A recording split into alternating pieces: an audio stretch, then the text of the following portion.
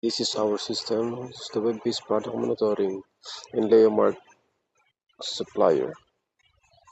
Bago po tayo magsimula, gusto ko lang po sabihin na ang system namin is meron po dalawang user, which is the admin and the supplier.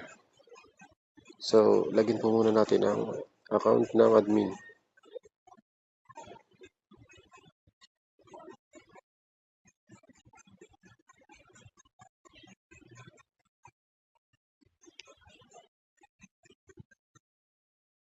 Yan po, as you can see, pag nakalagay na po dito sa account ng admin, makikita mo po kung sino-sino po ang mga supplier po ng admin na yun. Meron po silang 5 supplier na nakalagin po sa system na ito. Then dito naman po sa manage supplier, makikita naman po dito lahat ng mga supplier po ng admin na nakalagin sa system. Ang information, address, name, email, phone number, business permit. Dito po yun sa manage supplier makikita. Dito naman po sa bulk ordering, makikita lahat ng mga product na gusto mong orderin sa mga supplier na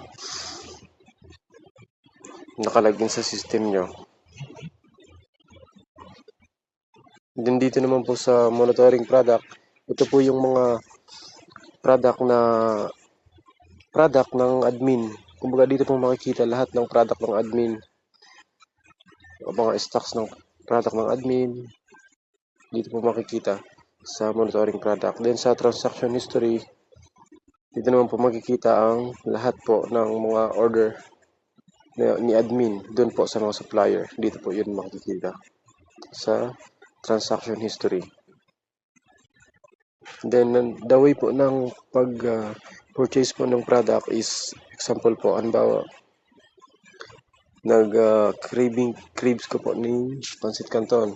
So punta po tayo sa supplier 1. Nagkita ko po ng Pancit Canton. Ito po may Pancit Canton. Then view detail po natin. Then ilalagay lang natin po kung ilang quantity. 3. Then order po. Processing order. Yan, okay na po yan. So, paano po natin malalaman na yun, successful na po yung order? Ganun lang po kadali sa paggamit ng account ng admin. Punta naman po tayo sa account ng supplier. Lagyan po natin yung account ng supplier.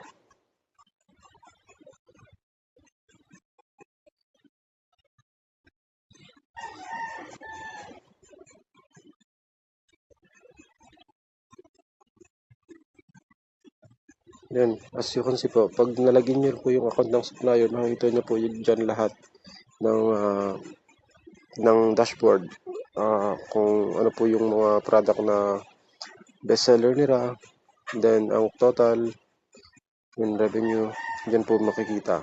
Then, punta po tayo sa manage product. Dito naman po sa account ng isang supplier, if gusto nyo po maglagay ng product or magdagdag ng product, dito po kayo pupunta sa add product. Then, ilalagay nyo lang po kung anong product po ang gusto nyo idagdag. Name, description, price, stock, expiration date, then ang image po, then save po. Ganun lang. Then, dito naman po sa manage product po ulit, dito naman po makikita lahat ng product po na tinda po ng supplier. Yun po, yung Lucky Me, Safeguard, Nexardenes, and at iba pa.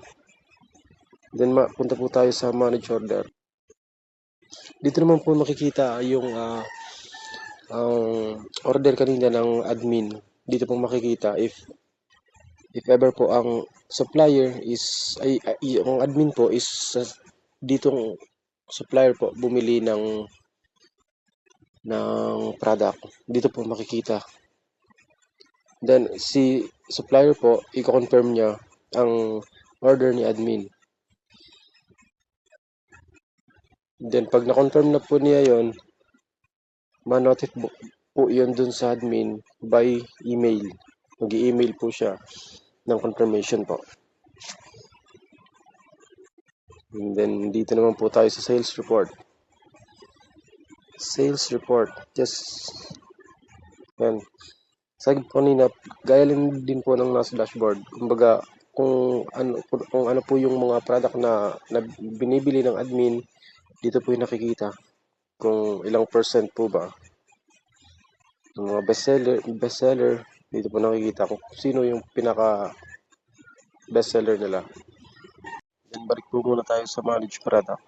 If gusto mo po halimbawa, dito po sa account nyo, meron po pa yung naka-display na product, pero ang product nyo is zero stock na. Kumbaga, wala na po kayong stock ng product na yun, pero naka-display pa rin dito. If gusto nyo po yung tanggalin, i-click nyo lang po itong archive na to. Archive, then yun. Pupunta na po yun dun sa archive. Makikita po yun dun. Then, if gusto nyo naman po ibalik yung product na yon kasi meron na kayong stock, pwede nyo po siyang ibalik. Yan, i-restore po natin. Ganun lang po.